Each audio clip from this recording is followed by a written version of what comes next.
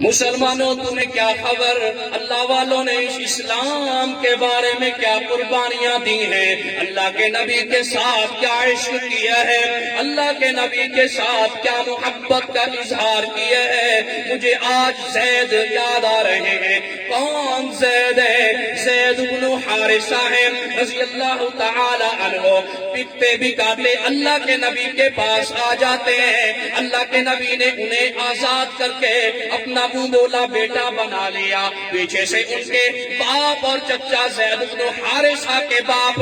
اور ان کے چچا ڈھونڈتے ڈھونڈتے مکہ میں آ گئے، اللہ کے نبی کی خدمت میں آ جاتے ہیں، آ کر کہتے ہیں اے محمد آپ ہمارے بچے کو چھوڑ دیجئے،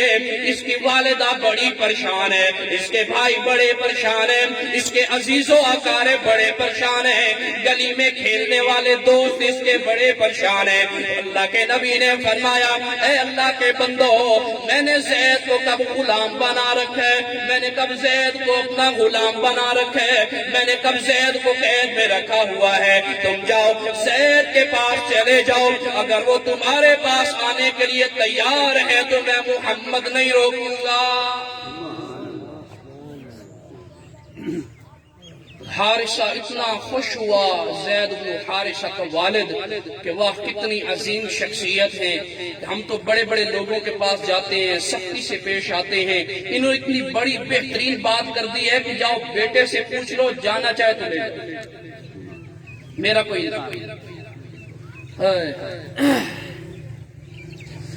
حارثہ کے بارے میں آتا ہے، خوشی کے مارے چہرہ کھل جاتا ہے، زید کو بلاتا ہے ارے زید بیٹا میرے پاس آ جاؤ، اب تمہیں اماں بھی مل جائے گی، اب تمہیں ابا بھی مل جائیں گے، اب تمہیں دوست و احباب بھی مل جائیں گے، اب تمہیں رشتہ دار بھی مل جائیں گے۔ زید بن حارثہ رضی اللہ تعالی عنہ ابھی بچے ہیں، پوچھتے ابا تیری بات کرنے کا مقصد کیا ہے، کہنا کیا چاہتے ہیں؟ ابا نے کہا بیٹا اللہ کے نبی نے تجھے جانے کی اجازت دے دی ہے، تیری مرضی پوچھی ہے، اب تو میرے پاس چلا، میرے ساتھ چلا، اماں تیرا انتظار کر رہی ہے، میں قربان جاؤں۔ زید بن حارثہ رضی اللہ تعالی عنہ فرمانے لگے